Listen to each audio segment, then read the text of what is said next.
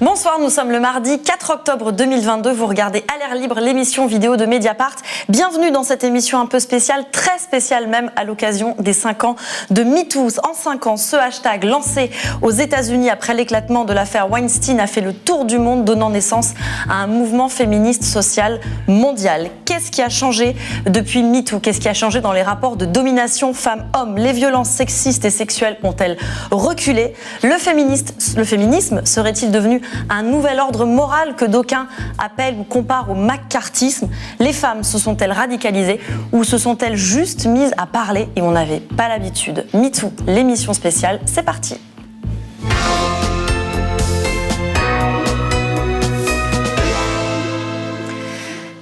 Il y a 5 ans, quand des femmes essayaient de parler de violences sexuelles qu'elles avaient subies, on ne les écoutait pas. Ou quand on daignait prêter l'oreille, on leur répondait vie privée, drague lourde, affaire de coucherie, séduction à la française. On détournait le regard. Depuis, MeToo est passé par là. Un hashtag utilisé par des millions de femmes dans le monde entier pour dénoncer les violences sexistes et sexuelles. Parmi elles, 5 femmes ce soir sur notre plateau avec moi, plutôt 4 femmes et une qui nous rejoindra en magnéto. Je vous les présente. Camille Kouchner, bonsoir, bienvenue. Vous êtes maîtresse de conférences en droit privé et vous avez publié en 2021 La Familia Grande, un récit déflagratoire où vous révélez l'inceste imposé à votre frère par votre beau-père Olivier Duhamel, un homme puissant. Hélène Devinck, bonsoir, et bienvenue. Vous êtes journaliste et vous venez de publier Impunité, où vous racontez un peu plus d'1 an d'affaires PPDA, Patrick Poivre d'Arvor, un homme puissant aussi, accusé par des dizaines de femmes, dont vous, de viol et d'agression sexuelle. Axel Djadjike, bonsoir, et bienvenue. Vous êtes réalisatrice de podcasts et vous avez publié récemment Journal intime d'une féministe noire. Anna Mekran, bonsoir et bienvenue. Bonsoir. Vous êtes professeure documentaliste dans un lycée de Seine-Saint-Denis. Vous êtes militante féministe des quartiers populaires et parmi les organisatrices de la marche féministe antiraciste du 15 octobre, une marche pour lancer le MeToo des quartiers populaires. C'est ça l'ambition. Et en tant que membre de Femmes en lutte 93, vous avez soutenu celles qui ont dénoncé des violences sexuelles au sein du comité Adama, une enquête que Mediapart avait publiée. Et pour vous interroger toutes les 4 avec moi, Lénègue Bredou. Salut Léna, responsable éditoriale aux questions de genre à Mediapart. En guise de première question, qu'est-ce que MeToo a changé selon vous? Qui commence? Axel. Ça a changé l'appréhension qu'on avait de ces questions, ça a changé, en tout cas pas assez à mon goût, un peu les mentalités. Mais il y a encore beaucoup de travail. Et ça a changé ma vie, notamment. Et ça, on va y revenir. Ouais. Hélène Devinck. Ça a changé, s'il faut commencer par le positif, la façon sans doute dont les femmes sont entendues, un tout petit peu. Ça a permis d'être ensemble, je crois.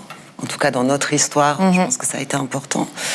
Après, ça n'a absolument rien changé institutionnellement et je ne suis pas sûre que socialement, ça ait beaucoup fait évoluer les choses. Anna Mekran. Moi, je dirais que ça a amené de manière massive et sans appel la question des violences sexuelles dans le champ dans le champ médiatique, dans la discussion. Et je vois l'impact que ça a eu, notamment par exemple auprès des jeunes des quartiers populaires, où voilà, c'est devenu une référence pour ce mouvement en fait de libération de la parole des femmes qui ont été victimes de violences sexistes et sexuelles. Camille Kouchner. Moi, je pense que ça a permis une mise en lien entre nous toutes et nous tous. Et donc, quand on a été victime de violences sexuelles, je crois que c'est très très important parce qu'on a été, on est devenu objet. Et je pense voilà, ça permet de redevenir sujet. Et depuis 5 ans, je trouve que ça va lentement, etc. Mais c'est quelque chose de très important. Léna. Alors Camille Kouchner, justement, quand on vous a invité, vous avez pris le temps de la réflexion parce que la médiatisation autour de votre livre a été aussi quelque chose de douloureux par moments. Est-ce que vous le regrettez et est-ce que c'est lié aussi, selon vous, à la difficulté particulière du témoignage de l'inceste ? Je le regrette pas. Je referai la même chose. Je regrette pas du tout. En revanche, c'est vrai que ce qu'il y a de spécifique à l'inceste, c'est que on met en lumière une famille, et ça, c'est douloureux. Il y a des gens que j'aime beaucoup, beaucoup, et dans ma famille, et à chaque fois que je prends la parole, c'est douloureux pour eux. Donc c'est pour ça que c'est difficile pour moi de le faire. À la fois, je pense que c'est important qu'on continue toutes à le faire, et en même temps, j'essaye de faire attention à eux et à moi aussi, parce que dans mon lien à eux, c'est difficile, c'est douloureux. Ouais. Et vous n'aviez pas parlé depuis la sortie de votre livre? J'ai parlé à cette ce occasion. moment-là, et puis depuis, voilà. Hélène Devinck, vous avez déclaré dans Le Monde, est-ce que je le ferais aujourd'hui en sachant la montagne d'emmerdement que c'est? Je ne peux pas répondre.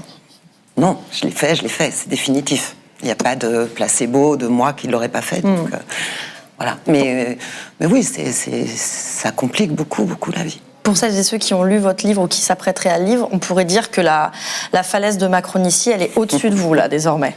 Vous êtes en dessous. J'ai sauté. Vous avez sauté. J'ai sauté. Il faut lire le livre Impunité, du coup, pour comprendre. Un livre très intéressant sur les mécanismes de l'affaire PPDA. Sarah Abitbol, elle, a brisé un long silence. C'est le titre de son livre, Un si long silence. Elle n'a pas pu être présente sur le plateau ce soir en direct, mais nous l'avons jointe aux États-Unis, où elle vit en partie. Elle a dénoncé les viols de son entraîneur de patinage artistique alors qu'elle était mineure et sous son autorité. Voilà l'impact que cela a eu sur elle. Ça a été positif, cette prise de parole, parce que 2 ans après, je me rends compte que je vais de mieux en mieux. Je fais beaucoup plus de choses. Ça n'a rien à voir. J'ai réussi à voyager toute seule. J'ai pris l'avion toute seule. J'ai pris le train toute seule. Alors, je ne dis pas que ce n'était pas difficile au début, mais j'ai repris confiance en moi. J'ai l'impression que j'ai repris ma vie en main et que c'est une renaissance, vraiment une renaissance. Et c'est quelque part la nouvelle Sarah dans sa vraie vie. Qui fait de belles choses, qui essaie de créer de nouvelles choses, notamment par mon association La Voix de Sarah pour aider les victimes. Et quand tu te réveilles le matin et que tu n'as plus d'angoisse, c'est extraordinaire parce qu'on est tellement mal. Personne ne peut comprendre, celles qui n'ont jamais eu d'angoisse, celles qui n'ont jamais été, celles et ceux en dépression ne peuvent pas comprendre. Mais quand on se réveille le matin et qu'on n'a pas d'angoisse et qu'on a le sourire, qu'on se sent bien, qu'on met un peu de musique, ça vaut tout l'or du monde. Et j'ai gagné ça, donc j'ai gagné ma santé quelque part. Et ça n'a pas de prix. Avec le recul, est-ce que prendre la parole a quelque chose de violent? Est-ce que vous vous attendiez à cela? Prendre la parole, c'est toujours violent. J'ai été sur 30 ans de silence lorsque j'ai parlé et c'était la première prise de parole était très, très difficile et compliquée à la radio avec Léa Salamé. Mais pour moi, il fallait y aller, il fallait que j'y aille, il fallait que je pose ce mot viol parce que quand on arrive à le poser, eh bien, c'est ce que ma psychologue m'a toujours dit, on arrive à progresser et on arrive à se sentir mieux. Et j'étais tellement dans l'anti-vie, je me sentais tellement mal qu'à un moment donné, je me suis dit, Sarah, faut y aller, faut parler, il faut crier ton mal-être, en fait. Il faut que tu deviennes peut-être un exemple pour les autres. Alors, au départ, c'est difficile parce qu'on est dans la honte et la culpabilité, mais je me suis un peu forcée, mais ma psychologue Myriam Salmi m'a beaucoup aidée en me disant, elle m'a toujours dit, et ça depuis 2004, Sarah, faut aller au bout, dans une certaine direction pour que tu puisses aller mieux. Et depuis que j'ai dit enfin ce mot viol, alors au départ, je le prononçais à demi-mot, c'était vraiment très difficile de le dire, de l'entendre et de le voir. Mais depuis, j'analyse ça de manière positive parce que je me sens de mieux en mieux et je suis presque plus dans la honte et dans la culpabilité. Et donc, depuis, Sarah Abitbol agit à travers l'association La Voix de Sarah. Elle prépare une expo photo itinérante pour sensibiliser sur le viol et les violences psychologiques et physiques. Ça sera dans des patinoires mobiles et des écoles. Hanan Amekran, je vous voyais beaucoup acquiescer pendant son témoignage. Oui, en fait, je pense que même s'il y a une libération de la parole qui a eu lieu depuis MeToo, il y a quand même une incompréhension globale de la société sur l'impact de ces violences pour les femmes qui les vivent ou les personnes LGBTQI+.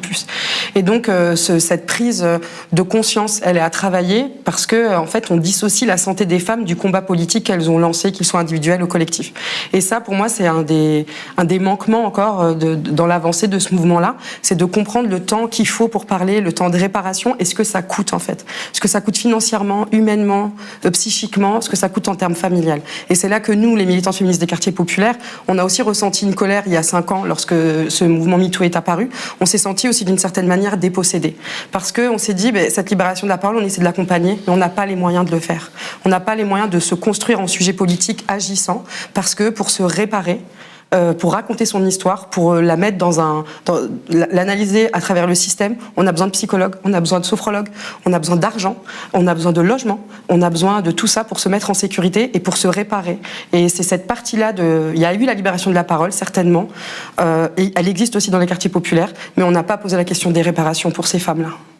Et je suis moi-même victime de violences sexuelles et bien sûr je réagis. Il y a une empathie très forte par rapport à ce qu'elle dit parce qu'on sait ce que ça nous coûte au quotidien et les gens nous renvoient juste qu'on fait chier, désolée je vais être vulgaire, et qu'on est juste des sales féministes, mais en fait on est juste des femmes qui avons souffert. Voilà. Eh bien c'est dit. Voilà. Axel Janjiké, vous, quand vous avez commencé à créer vos podcasts, c'était un peu avant MeToo. Vous vouliez faire un podcast sur la vie intime des femmes noires. Qu'est-ce qui s'est passé à ce moment-là? Est-ce qu'on vous a dit, mais oui, bien sûr? Oui, bien sûr. Mais bien sûr, on n'attendait que vous. Soyez la bienvenue. Bien sûr, bien sûr. Non, pas du tout. Hein. Il ne s'est pas passé ça. Je me suis entendue dire que l'intimité de femmes noires n'était pas un sujet. Donc déjà vous partez là-dessus et vous vous dites mais bon il paraît que c'est normal et que une conversation, donc ce que je proposais c'était une conversation entre moi et une invitée qui revenait sur son parcours intime et personnel à travers l'éducation qu'elle avait reçue, son entrée dans la puberté, les relations sexuelles, les relations parentales. Et je me suis entendue dire que de toute façon l'idée d'une conversation entre deux femmes était la pire idée de podcast, enfin la pire idée pour un podcast au monde, quoi. Une réponse visionnaire. Ouais. Voilà, oui. C'était bien, c'était cool. Donc bien sûr, je suis un peu têtue et j'étais surtout convaincue qu'on avait besoin de cet espace. Donc j'ai autoproduit le projet, donc ça entraîne une certaine précarité, c'est-à-dire que c'est le double effet qui se coule du truc où voilà, en plus c'est à moi qui n'ai pas les moyens de le faire, qui vais me retrouver à devoir prendre les risques financiers pour que ça aboutisse. Et Dieu merci pour moi, le podcast a marché, l'audience a été au rendez-vous et surprise, ce n'est pas écouté que par des femmes noires. Sans blague. Bref, avant parce que cet interlocuteur me fait un premier refus, je propose un deuxième projet portant donc sur mon récit à moi, intime, et qui comporte des chapitres qui figurent aujourd'hui dans le journal intime d'une féministe noire. Et parmi ces chapitres, il y a un chapitre qui s'intitule « La fille sur le canapé » qui relate le viol dont moi j'ai été victime quand j'avais 11 ans. Et mon interlocuteur reçoit donc ces textes, me dit « Les textes sont super, il n'y a vraiment aucun souci, mais je pense que les personnes qui écouteraient vont se demander pourquoi elles vont écouter une chose pareille. » Ok. Donc ça, on est en août 2017, et 6 semaines plus tard, MeToo débute. Et c'est un souvenir doux amer pour moi, parce que dans un premier temps, je suis tellement contente de découvrir qu'on est capable de prendre la parole comme ça et qu'on va y aller. Et dans le même temps, je me dis où sont les femmes noires ? Où sont les femmes racisées? Où sommes-nous dans les hashtags qui circulent? Alors justement, vous parliez du hashtag qui circule. Ouais. Justement, on sait que MeToo a parfois invisibilisé les femmes des quartiers populaires, les femmes non blanches, à commencer par la créatrice du hashtag MeToo, car non, il ne s'agissait donc pas de l'actrice Alyssa Milano. Non, il ne s'agissait pas d'Alyssa Milano. En vrai, on n'est pas en train de fêter les 5 ans, mais les 15 ans du mouvement. Et ce mouvement, à l'origine, est créé par une militante afro-américaine qui s'appelle Tarana Burke, À l'époque, elle est juste animatrice dans un centre de vacances. Et on est en 96. Et en fait, dans ce centre de vacances, elle est... Du Bronx. Du Bronx. Oui, c'est important de préciser là où elle est. Et ce sont effectivement des enfants du Bronx, donc des filles noires et des filles latinos qui sont emmenées généralement en vacances, etc. Et dans le centre d'animation dans lequel elle est, une petite vient l'interpeller en lui racontant les viols successifs dont elle fait l'objet de la part de son beau-père. Elle s'appelle Evan, elle a 12 ans. Et en fait, Tarana Burke en a 22 à ce moment-là, et elle se dérobe complètement à ce que la petite est en train de lui dire, parce que ça la renvoie elle-même à ce qu'elle a subi. Tarana Burke a subi des viols entre 8 et 17 ans, un peu moins peut-être. En tout cas, elle a subi plusieurs viols dans sa jeunesse, et en fait, elle n'a pas les outils à ce moment-là pour accueillir le récit de la petite, et puis il y a plein de choses chez la petite qui font particulièrement écho pour elle. Donc elle est pas en mesure de l'entendre. Elle renvoie la petite sur une autre animatrice, et pendant les 10 années qui vont suivre, elle va être systématiquement confrontée à ce récit-là, de plus en plus, au point qu'à un moment donné, elle monte cette organisation qui s'appelle Girls Inc. avec ce mot d'ordre qui est Me Too. Moi aussi, parce que c'est ce qu'elle aurait aimé pouvoir dire à Evan si elle en avait eu la capacité à ce moment-là. Et c'est ça, Me Too. C'est d'abord et avant toute chose un cri de ralliement entre nous, entre personnes victimes, et une manière de dire « je te vois, je te crois, ça n'aurait jamais dû arriver ». Et cette parole-là, de personne victime à personne victime, elle n'a pas la même valeur que quand elle vient de l'extérieur. Et je pense que l'intention qu'il y a derrière ce mouvement est la raison pour laquelle, 5 ans plus tard, on en parle encore. 15 ans plus tard, c'est toujours à l'ordre du jour. L'intention de départ, elle est bonne. L'intention de départ est une intention qui est pleine d'amour, en fait, parce que c'est d'abord pour nous, avant d'être à propos des agresseurs. Donc, voilà, MeToo, c'est ça. La jeunesse de MeToo, c'est ça. Anna Namekran, vous avez tenté de faire émerger là, cette question des violences sexistes et sexuelles en milieu militant au sein du comité Adama, et surtout sur la question de la gestion par le comité de ces violences. On imagine que ça a dû être un cas de conscience complexe de, entre guillemets, tirer contre son camp. C'est pas arrivé comme ça. Ça a été un cheminement parce que moi, du coup, au niveau de mon histoire politique, en 2010, avec 3 copines donc du 93, de Saint-Denis, Saint-Ouen, on fait le constat qu'il n'y a pas d'organisation des femmes des quartiers populaires féministes qui abordent les questions de l'exploitation, des violences sexistes et sexuelles et des violences policières, des violences de l'école, enfin voilà, des violences de la société pour les femmes des quartiers populaires, en particulier racisées. On décide de monter ce collectif un peu spontanément, on pensait pas durer. Et en fait, assez vite, on s'est rendu compte qu'on avait une lecture nous-mêmes assez biaisée, un peu comme l'histoire de Tarana Burke, par rapport à l'impact des violences sexistes et sexuelles. C'est-à-dire qu'on reproduisait au sein de l'organisation un fonctionnement de la société, c'est-à-dire on en parlait en off. Alors qu'on était une organisation féministe non mixte. On renvoyait les copines qui les subissaient vers des associations extérieures, vers des psychologues. Et moi, personnellement, dans mon cheminement, avant d'arriver à dire MeToo, il m'a fallu longtemps. Et il y a eu un processus d'effacement de ma propre histoire personnelle et familiale que j'ai reproduite au sein du collectif politique qu'on avait créé. Et cet effacement de nos histoires, de nos vécus intimes, ça a été un peu le sursaut pour se dire il y a un problème sur la gestion des violences sexistes et sexuelles. On a interrogé cette injonction au silence. Alors il y a ce que toutes les femmes vivent par rapport à ça, mais on s'est rendu compte que nous, en tant que femmes des quartiers populaires, en plus, on avait ce conflit de loyauté. Et on a essayé de comprendre d'où il venait ce conflit de loyauté. Et il y a un mot qui est venu, c'est ni pute ni soumise, où en fait, quand on a préparé même la marche qui va avoir lieu le 15 octobre, on n'a même pas pensé à l'anniversaire de MeToo. Je veux dire, c'est quand j'ai reçu une première invitation d'un journaliste, j'ai fait « Oh mince !» Voilà, vraiment pour vous dire à quel point on était à côté. Mais par contre, il y avait un anniversaire qui nous tenait dans les entrailles depuis les 2 ans de la conception de cette marche, c'était la mort de Swan Benzian.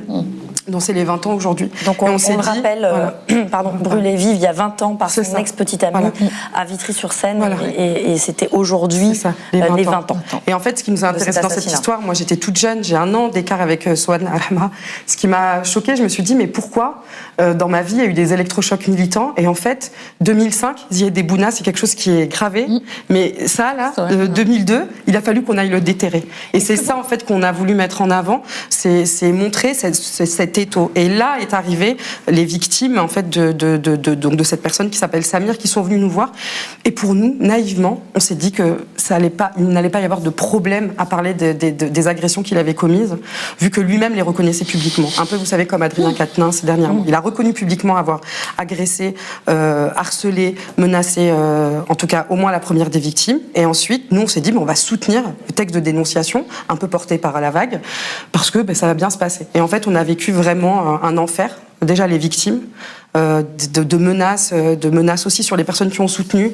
Moi, je suis lesbienne, j'ai aussi été visée par rapport à ça. Donc, on m'envoyait des menaces de mort, de me dire qu'on allait m'envoyer des vraies meufs de quartier, qu'on allait voir ce qu'on allait me faire. Et du coup, c'est à ce moment-là qu'on s'est dit, il y a un vrai souci. Que c'est pas juste, en fait, qu'on est prise en étau. C'est que vraiment, on est silencié des deux côtés. Je sais pas si je suis très claire. Et ça a été un électrochoc. Je veux dire, intime et politique. Pour moi, il y a eu un avant, un après le soutien à Massika et à Aline. Parce qu'on m'a renvoyé. Donc, les deux femmes qui ont dénoncé les violences. Une au sein du comité Adama et l'autre au sein des mouvements de lutte contre les violences policières, parce que Samir n'est pas que militant au comité Adama. Et là, en fait, le cas de conscience, on l'a pris dans la gueule, en fait, parce qu'il n'y en avait pas au départ. Nous, on pensait que c'était simple, que ça allait se faire smooth, comme disent les jeunes. Et en fait, on s'est pris un truc, mais de dingue, avec une reproduction des lois familiales dont tu parles, etc. Et ce que nous, on a appelé cette culture du silence, et en arabe, il y a un mot, on dit sabr, ça veut dire patiente. C'est ce qu'on a renvoyé aux victimes, et c'est ça qu'on a voulu fracasser, parce qu'en fait, on était en train de se faire fracasser, clairement.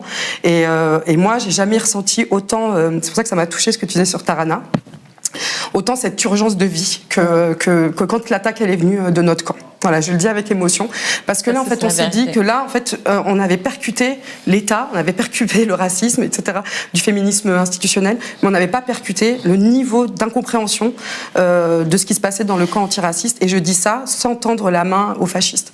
C'est de dire, en fait, nous, on va avoir ce débat-là. Et il y a une autre info sur Tarana, et je vais arrêter là, parce que je me suis passionnée pour cette personne. Au-delà du rapport du soin communautaire qu'elle a mis en place, Tarana Burke a été violée par un membre de sa famille, et Tarana Burke a été violée par la police.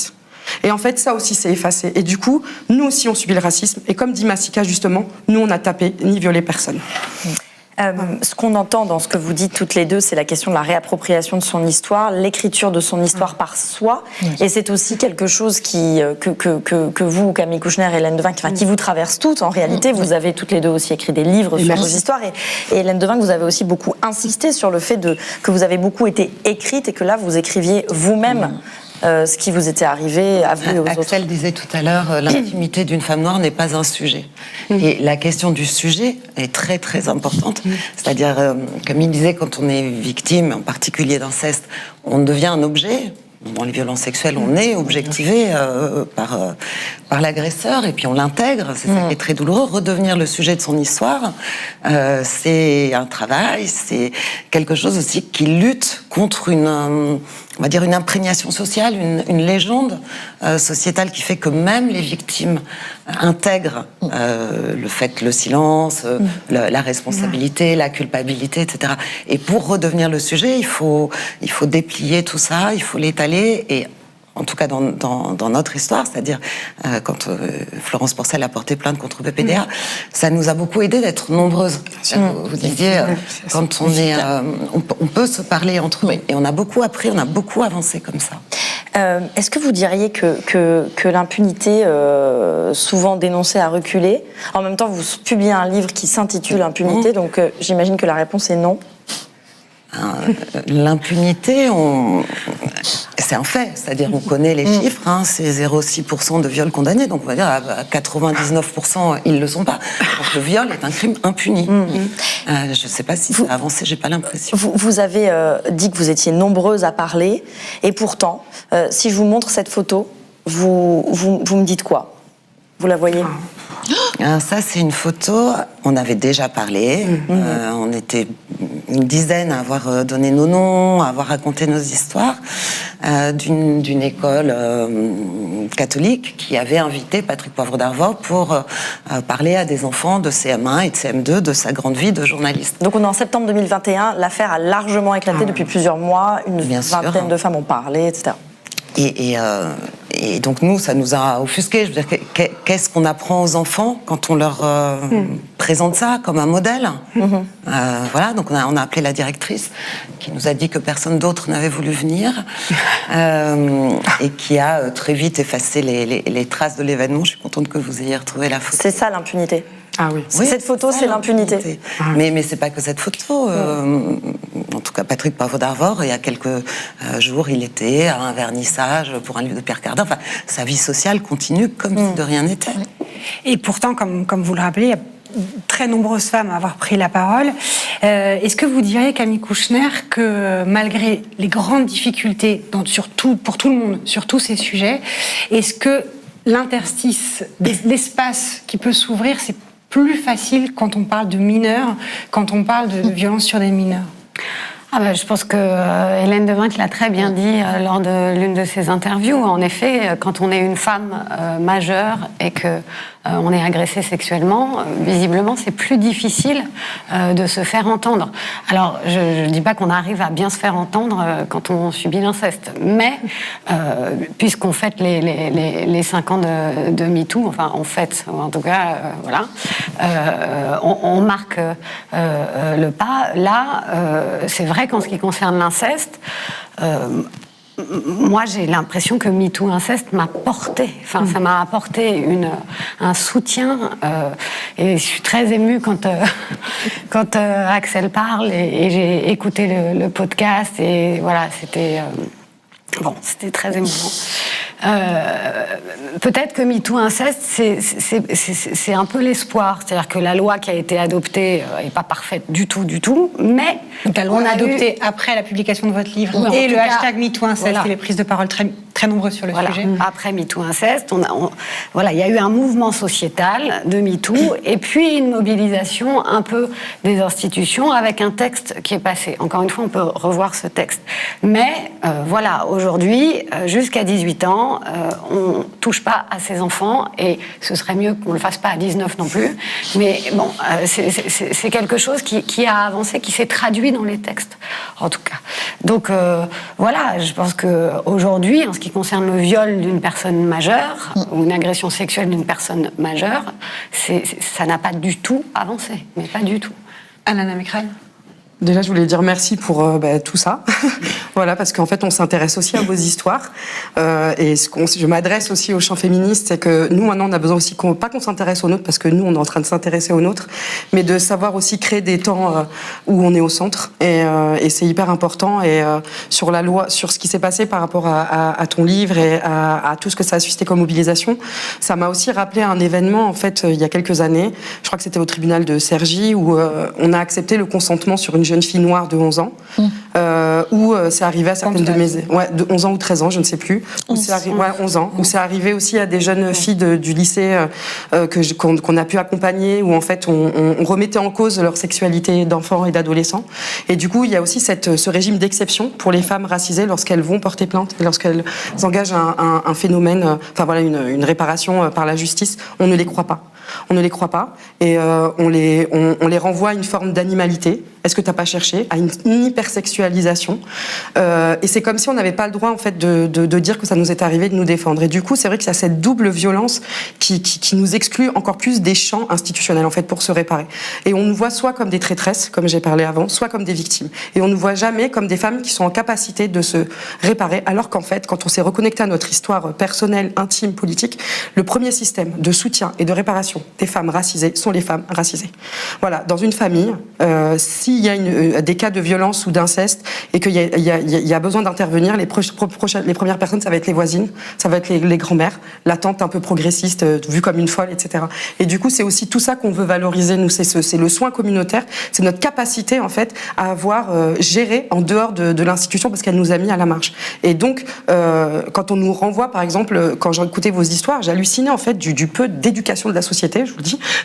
Quand on renvoie la plainte, moi je rigole. Vraiment, je dis mais attendez, est-ce que vous connaissez les chiffres? Et pour nous, dans les quartiers populaires, est-ce que vous savez à quoi on s'expose? Et du coup, il y a eu des femmes qui sont mortes justement parce qu'elles ont entendu les conseils de la police et que, je pense à Nadia, qui est une femme de la coordination des sans-papiers du 93, les flics lui ont dit « Ah, c'est bon, vas-y, ton gars, il va se calmer, éteins le téléphone ». Éteint le téléphone, il lui répond plus. Ce qui est quand même une erreur, c'est-à-dire qu'elle ne savait pas où il était. Il est venu dans son appartement quelques jours après, il l'a tué. Donc en fait, nous, c'est aussi toute cette rage en fait accumulée c'est une rage intersectionnelle. C'est une rage de la réalité du terrain qui montre en fait qu'on n'a aucun espace pour exister. Et par ailleurs, nos histoires n'intéressent pas ou peu. Voilà. Cette rage-là, je pense qu'elle est aussi partagée. Bien ça sûr. me fait penser par Anne-Cécile Maillefer, la présidente de la Fondation des femmes, parce qu'elle a parlé dans une tribune récente de MeToo comme d'un mouvement de victimes sans coupable, dont on ne tient personne pour responsable. Est-ce que Axel Jönnicke, vous êtes d'accord avec ce Ouais, je vais aller un mouvement peu plus loin parce que c'est pas juste les agresseurs en soi qui sont à prendre en compte. Moi, je m'intéresse aussi aux entourages et aux victimes collatérales. Cette question-là, elle est un peu sous le tapis et moi, j'ai très envie de savoir ce que pensent les femmes de l'entourage de ces hommes dont on parle, parce qu'ils sortent pas de nulle part en fait. Ils sont inscrits, le lien les unit à des femmes dans leur entourage et je me demande toujours dans quelle mesure est-ce que le propos qu'on a aujourd'hui s'adresse aussi à elles. Est-ce que on les prend pas en compte en fait dans cette conversation? Qu'est-ce que vous faites quand vous découvrez que l'agresseur est susceptible d'être votre père, votre frère, votre oncle? Comment est-ce que vous négociez au sein même de la famille l'accueil de cette parole-là de la part d'une personne victime? C'est des angles morts, ça, qui sont quand même assez, enfin, pour moi, qui me semblent capitales. Et quand je parle de victimes collatérales, il faut pas oublier qu'en fait, ça s'arrête pas à nous, l'agression. On va continuer à vivre, et c'est pour ça que je préfère le terme personne victime que victime, parce que personne. Nous sommes des sœurs, nous sommes des mères, nous sommes des épouses pour certaines, des compagnes, etc. On a des rôles sociaux, et ces rôles sociaux, ils vont se poursuivre en fait. L'agression va pas nous stopper. On va devoir continuer à faire avec. Et à un moment donné, on va peut-être devenir mère. Et il y a un moment où je me dis, mais vous voulez vraiment qu'on aille au cœur de cette histoire? Quelle parentalité s'ensuit? Et ça a forcément un impact sur les enfants qu'on peut avoir. Et alors, vous parlez des entourages et donc au final des hommes qui sont les agresseurs. Je voudrais qu'on écoute une autre femme qui a contribué à MeToo en France, c'est Adèle Haenel, qui devait être avec nous ce soir mais qui s'est excusée pour raisons personnelles. Elle était sur notre plateau il y a 3 ans. Voici ce qu'elle disait. En fait, si vous voulez, l'idée c'est pas de dire, c'est pas de dire il y a des monstres. Parce qu'on n'est pas en train d'isoler les gens de la société, en fait. Comment est-ce que c'est possible que ça arrive? Qu'est-ce qu'on a tous comme responsabilité collective pour que ça arrive? C'est ça dont on parle. Si vous voulez, les monstres, ça n'existe pas. C'est notre société, c'est nous, c'est nos amis, c'est nos pères. C'est ça qu'on doit regarder. Voilà. Est-ce qu'il faut... Parce que ces hommes qui agressent ou les personnes de l'entourage, quand on dénonce de l'inceste, ces personnes sont toujours là, celles qui n'ont rien dit, celles qui ont détourné le regard, etc. Est-ce qu'il faut tout changer, nos familles, plus largement nos élus, notre justice, nos relations amoureuses? Ah oui.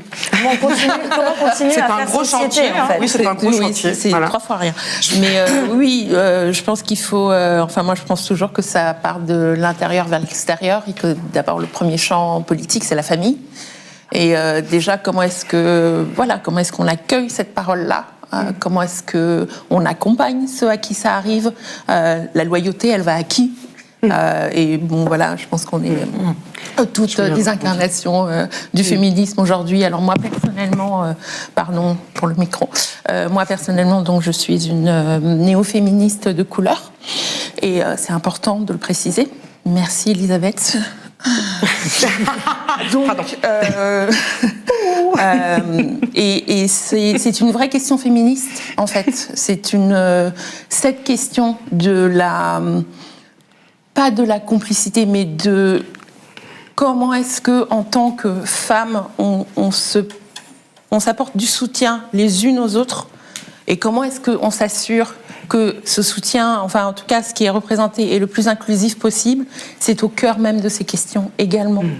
La question du soutien et du collectif, elle est centrale dans votre histoire.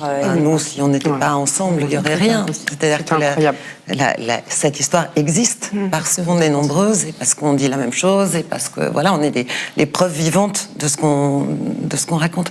Non, mais sur l'entourage, c'est une question très et la loyauté, c'est une question très compliquée. C'est-à-dire que dans ce genre d'affaires, il y a toujours un qui domine. C'est l'agresseur, et il y a une solidarité des dominants, une espèce de conjuration, c'est-à-dire que lui, il est toujours plus des nôtres que la victime.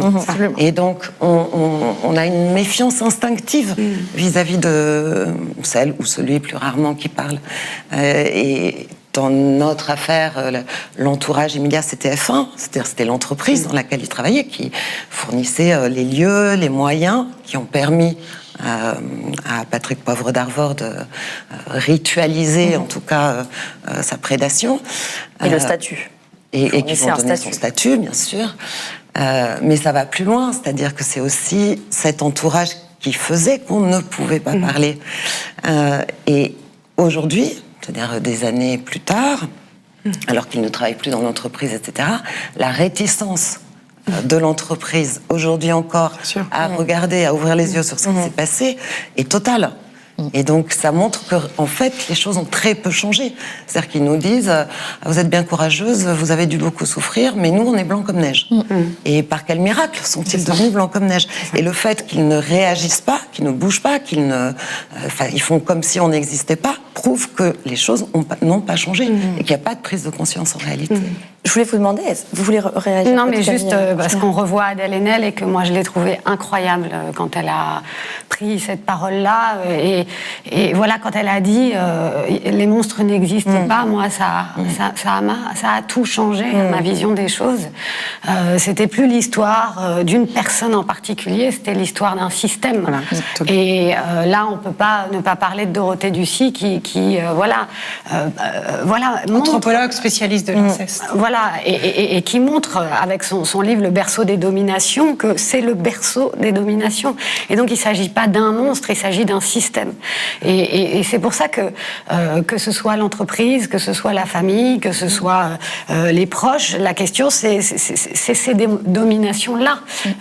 Et quand tu parles des différentes dominations qui s'abattent les unes sur les autres pour vous empêcher de parler, évidemment. Et c'est pour ça que pour moi, MeToo, c'est plus moi non plus, quoi. Moi non plus, je veux pas de ce système. Voilà, c'est plus arrêter avec ce système-là de domination. Et j'ai l'impression qu'on peut inclure aussi, et il faudrait qu'on les aide, inclure les hommes à nous aider à sortir de ce système-là. Et moi, je suis entourée, en tout cas, d'amis qui m'ont tellement aidé là, d'amis hommes, et qui sont eux aussi en lutte contre ce système-là. Alors vraisemblablement pas dans les structures que nous toutes là on a rencontrées, et c'est bien dommage, parce que ces hommes sont pas une majorité. Mais enfin je sais pas, moi j'ai lu Bell Hooks qui parle d'hommes patriarcaux. Voilà. Donc il y a les hommes patriarcaux, il y a les femmes patriarcales. Quand on parle de l'entourage, on parle aussi des femmes patriarcales. Voilà, mais il y a aussi des hommes qui ne le sont pas et des femmes qui ne le sont pas. Et donc moi, je suis en colère contre le système qui s'abat sur Hélène, qui s'abat sur vous, qui s'est abattu sur moi. Voilà, pardon, mais...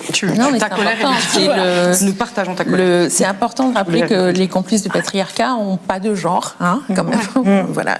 Et rappelons, si je peux me permettre, qu'il y a aussi des hommes et des garçons qui sont victimes de violences bien sexuelles. sûr. Et ne pas oublier que parmi les agresseurs, on sait que 40% d'entre eux ont eux-mêmes été victimes de violences sexuelles dans l'enfance. Donc il y a un petit truc là qu'on doit quand même capter et démanteler. Et moi, je voulais rappeler aussi que parmi les premiers hommes qui sont victimes de violences sexuelles, c'est les hommes gays, c'est les personnes trans, et que du coup, ça aussi, cet angle mort sur les questions LGBTQI+, c'est très pesant.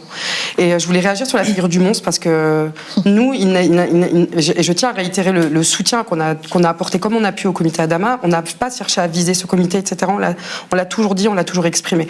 On a voulu montrer la question systémique en fait qui s'abattait, et notamment sur cette figure de la superstar. Et la figure de la superstar, c'est ce qui crée le pouvoir. Et moi, j'ai regardé vraiment avec émotion votre plateau, parce qu'en fait, c'est les mêmes mécanismes dans les familles, dans les milieux militants, au travail. Il y a la superstar militante qui a un capital social, culturel, etc. Et donc, en fait, il devient indispensable. On a besoin de lui. Et donc, toute critique devient impossible. Et la deuxième chose, c'est qu'on parle quand même jamais autant de sexualité des femmes que quand il y a accusation d'agression sexuelle ou de viol. Parce que sinon, en vrai, tout le monde s'en tape complètement. Mais là, par contre, moi, j'adore dire ça, d'un coup, c'est l'effet de l'amour. On part du principe que la femme machiavélique est arrivée à TF1 ou dans le comité Adama pour les faire tomber, pour faire tomber ce Samir, parce qu'en fait, elle est jalouse et qu'elle veut sa place. Et moi, la lesbienne en soutien, je suis là parce que je veux les faire tomber. Et en fait, tout ça, c'est insupportable. Et moi, quand j'étais petite, il y avait une scène, la culture, c'est pour ça que c'est un système, c'est partout, la culture de l'impunité. Je regardais Melrose Place, voilà. Et en fait, il y a ce personnage de Kimberly Crenshaw que j'adore, qui est une grande rousse, etc. Et c'est la femme, voilà, vénéneuse. Et en fait, Kimberly Crenshaw se met des coups. Elle se frappe. C'est une scène qui m'a choquée quand j'étais gamine. Elle se met des coups parce qu'elle veut faire une accusation de viol. Mais c'est ça le système. C'est qu'en fait, on part du principe qu'on est des menteuses, qu'on est des folles qui voulons juste du sexe avec la superstar, et qu'on est incapable de même avoir le moindre cerveau qui soit journalistique, politique, etc. Et du coup, ce truc du monstre, c'est aussi lié à la superstar. Voilà, Roman Polanski, c'est une superstar. PPDA, c'est une superstar. Et dernière chose, la plus grande bande organisée de violeurs en France, c'est l'État. Donc moi, on va pas me la faire. Parfaite. Donc franchement, il commence à me taper sur le système, et on ne changera pas le système tant qu'on ne changera pas tout ça là. Vous me faites une transition parfaite. Parlons de l'État. Justement, je voudrais qu'on écoute celui qui a fait de la cause des femmes la grande cause de son premier quinquennat. Non mais attendez, gardez du jus pour tout à l'heure. Et de l'égalité femmes-hommes, celle de son second. Petit retour en arrière. Le 25 novembre 2017, alors que le mouvement MeToo a éclaté quelques semaines plus tôt, Emmanuel Macron rappelle son engagement de campagne. C'est donc à dessein qu'aujourd'hui, en cette journée internationale pour l'élimination de la violence à l'égard des femmes, je décrète le lancement de la grande cause du quinquennat. Cette grande cause sera décomposée en priorités annuelles thématiques, et je souhaite que la première de ces priorités soit la lutte contre les violences sexuelles et sexistes. Les femmes, grande cause du quinquennat, mais pas de ministère de plein exercice, contrairement à la promesse. Et au fil du temps, un gouvernement qui abrite des ministres loin d'être des défenseurs de cette cause. Éric Dupond-Moretti, publiquement opposé au mouvement MeToo. Mais aussi Gérald Darmanin, Nicolas Hulot, tous les deux accusés par des femmes de violences sexuelles. À propos de Gérald Darmanin, voici ce que disait Emmanuel Macron. Mais dans le cas de M. Darmanin, vous n'avez pas hésité une seconde avant de le nommer à ce poste. Mais j'ai eu une discussion avec lui, parce que c'est un responsable politique qui est intelligent, engagé, qui a été aussi blessé par ces attaques. Donc il y a aussi une relation de confiance, d'homme à homme, si je puis dire. Le président de la République, un ministre nommé sur la réalité de ces faits et leur suite. Encore récemment interrogé, même argument, une discussion d'homme à homme. Ma question, elle est claire. Est-ce qu'il y a un double discours de votre part, c'est-à-dire un discours politique volontariste et une pratique d'indulgence? Non, aucune. Mais il y a simplement le respect de la présomption d'innocence et le fait que je ne veux pas la République du soupçon. Ces ministres n'ont jamais eu de comportement inapproprié devant moi ou au sein du gouvernement. Il y a eu, à chaque fois, des articles de presse, des polémiques. Bon, soyons explicites, vous parlez de M. Hulot, de M. Darmanin. M. Hulot, la question s'est posée. J'en ai parlé avec lui. Il n'y avait aucune plainte qui était déposée au moment où il était membre du gouvernement. Il m'a dit tout ça est faux, c'est pas vrai, ce sont des cabales politiques. J'ai eu la discussion avec lui. Je lui ai dit, est-ce que ce que tu me dis est vrai? Alors, on est rassuré qu'il n'y ait pas de comportement inapproprié devant le président. Sans parler du fait qu'au lendemain de l'enquête d'envoyé spécial sur Nicolas Hulot, Emmanuel Macron avait aussi affirmé en Conseil des ministres ni complaisance, ni inquisition. De femme à femme, est-ce que vous diriez qu'il est à l'auteur de l'enjeu, Emmanuel Macron, ainsi que son gouvernement? On peut appuyer sur un buzzer. Vous voulez répondre en premier, Anne? Allez-y. Ah oui, je trépide. Et après, Emmanuel, je vais essayer de faire court. En fait, c'est ça l'étau dont je vous parle. C'est-à-dire, en fait, ce qui a fait que depuis des générations et des générations, les féministes racisées en France, les quartiers populaires, ont senti cette chape de plomb. C'est ce régime d'exception vis-à-vis des membres du gouvernement, des grands journalistes, des grands avocats, des grands de ce monde, qui sont en majorité quand même tous blancs, tous bien bourgeois.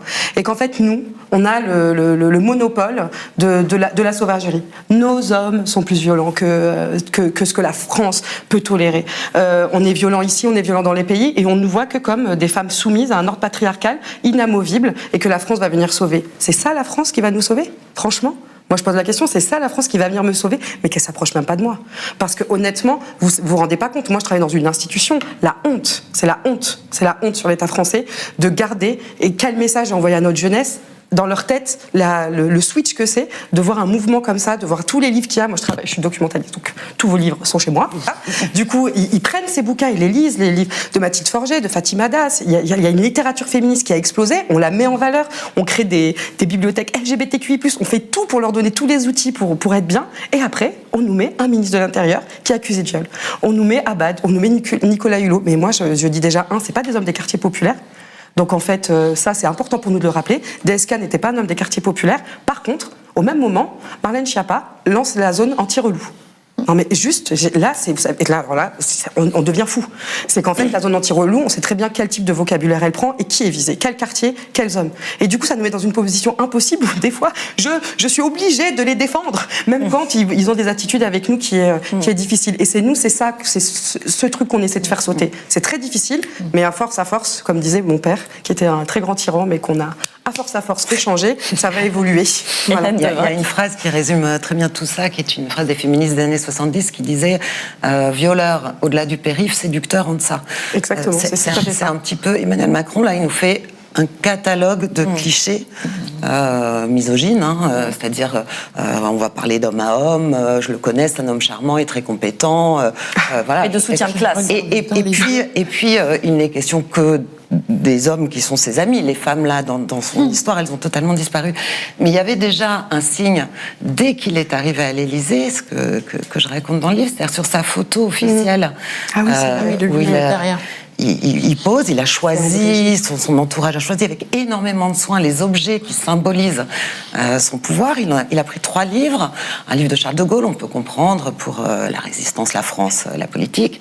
Un livre de Stendhal pour le rouge et le noir. Et puis une Pléiade d'André Gide. Voilà. Et André Gide est un pédocriminel revendiqué. Il y avait des milliers d'autres auteurs qui pouvaient prendre. Ou d'autrices. Il a choisi un pédocriminel à poser sur la table, à mettre dans les écoles et dans les bureaux de vote. Ça a un sens. Non. Et là, je trouve que c'est un message qu'il nous a envoyé. Moi, j'espère qu'on va avancer. Une fois qu'on a posé ça, je pense que... en fait, ce qui ne va pas, c'est qu'on nous distribue les sujets. Donc on nous dit de quoi débattre. Alors, le viol, c'est la question du consentement. Pour l'inceste, c'est la question de la prescription. Pour le viol aussi, etc. Donc on va vous dire ce sur quoi vous devez réfléchir, mesdames. Moi, je suis juriste et je ne suis pas du tout d'accord avec les sujets sur lesquels on veut me faire réfléchir. Je pense que... sur quoi vous voulez les faire réfléchir? J'aimerais bien qu'ils réfléchissent sur la contrainte morale, par exemple. Qu'est-ce que c'est que la domination et comment elle se traduit sur la contrainte morale? On a des textes de loi qui pourraient inclure ces notions de domination, de contrainte morale, de faire évoluer par la jurisprudence les textes, etc. Moi, j'ai juste l'impression que quand mon livre est sorti, on me disait alors la prescription. J'ai dit, mais moi, je ne vous parle pas de la prescription. Pourquoi vous me mettez dans la bouche des sujets que j'ai pas mobilisés? Donc, il y a déjà ça. Je pense que voilà, il faut arrêter de manière unilatérale de nous distribuer nos débats. Voilà.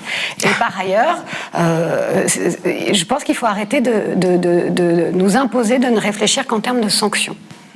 Et qu'il est temps d'adopter une législation qui pose de la prévention, qui pose vraiment un regard sur nous, femmes, sœurs, mères, etc. Comment on fait avec les hommes patriarcaux qui nous entourent.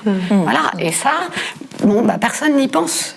On dit juste, bon, bah alors oui, alors on va réfléchir à cette sanction, mais attention, il va falloir la preuve. Alors la preuve, est-ce que vous avez la preuve, etc. Enfin bon, c'est pas réfléchir, ça, c'est mettre des rustines, très mauvaises d'ailleurs, qui passent très mal. Pas. Voilà, donc on peut décider que le débat politique n'est pas au niveau à cause de certaines personnes, mais surtout, moi je trouve que MeToo, en fait, c'est pas que des victimes, c'est aussi très constructif. C'est ça, et donc, je suis assez d'accord. ce serait vraiment bien qu'on nous entende là-dessus, qu'on nous donne la parole, en fait, puisqu'on parle de la libération de la parole.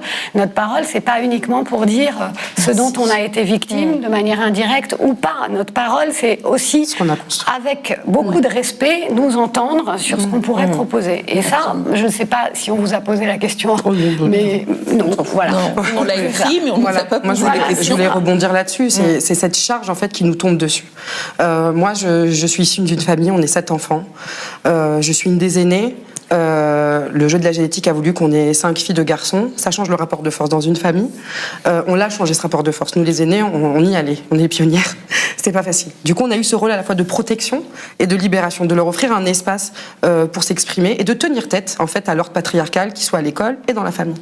Et donc, tout ça, on a acquis des compétences, des connaissances, une manière de faire et de gérer. Tout le monde s'en moque.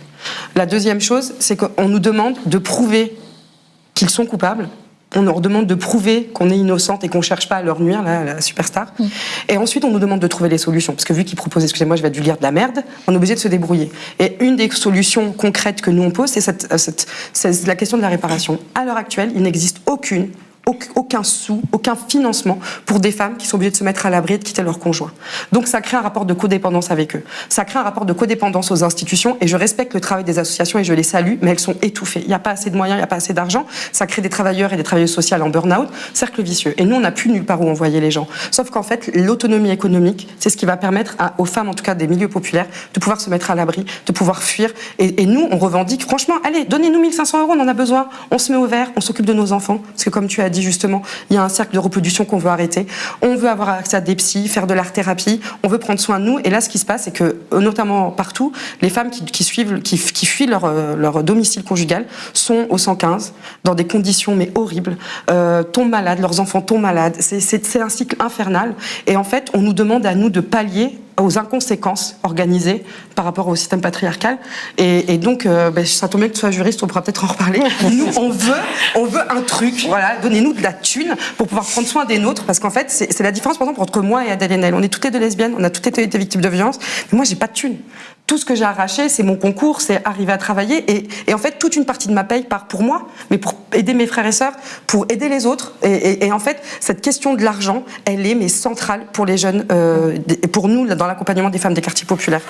Voilà. Dernière question pour finir. Dernière question, juste. On sent aussi que souvent, quand on parle de ce sujet, à la fois un sentiment de joie parfois, de libération, de l'écoute, mais aussi d'urgence et de peur que la porte se referme. C'est-à-dire que quelque chose qui s'est ouvert il y a 5 ans, que tout d'un coup ce soit terminé et qu'on n'en parle plus en fait. Est-ce que vous partagez ce sentiment d'urgence, Axel Janji ? Non, je pense pas. J'ai l'intime conviction que la porte ne se refermera pas parce qu'on est capable de transformer ce qu'on vit. Nous, on continue d'évoluer en fait. C'est la société autour qui freine les 4 fers, mais nous, on invente de nouvelles manières d'être ensemble, de nouvelles manières d'agir, et ça se refermera pas. Et je le dis encore une fois, à cause de l'intention de départ qu'il y a derrière ce mouvement, à cause de l'intention de Tarana Burke derrière ça, et nous, on a dupliqué ça. Et il y a un moment où en fait, on est aux avant-postes d'une société nouvelle qu'on propose aux gens. Et je suis tellement d'accord avec Camille sur le fait que, ouais, ce serait bien de nous demander à nous quelles seraient les choses à mettre en place en matière de plaisir féminin, de sexualité, de parentalité, d'éducation à la sexualité, etc. Parce qu'on est foutrement bien placé pour savoir à quoi ça ne ressemble pas le sexe. Parce que ce qu'on a vécu, ça n'en était pas. Non. Ça s'appelle de la domination. Et il faut arrêter de confondre les deux. Par contre, si on arrive et qu'on veut bien nous donner les espaces pour aider à formuler ce que peut être un être consentant, un être désirant, il y a des chances qu'on change cette culture en moins de temps qu'il n'en faut pour le dire. Mais c'est pas à nous que vous vous adressez. Et en plus, quand nous, on s'empare de ces questions-là, on est quand même regardé de travers en mode « Ah mais non, mais tu devrais toujours être une victime en train de pleurer. » C'est ça. En fait, non, en fait, je suis pas toujours une victime en train de pleurer. J'ai payé cher l'entrée dans cette intimité, et je mets un point d'honneur à être aujourd'hui la personne en mesure d'en parler, parce que je l'ai payé trop cher, en fait, et ça ne ressemblait pas. Enfin, moi, je me suis fait arnaquer au départ, et cette arnaque-là, elle n'a pas lieu d'être pour d'autres qui viennent après moi. Je veux que ce ne soit plus possible pour celles qui arrivent derrière. Nous sommes aussi les meilleures personnes.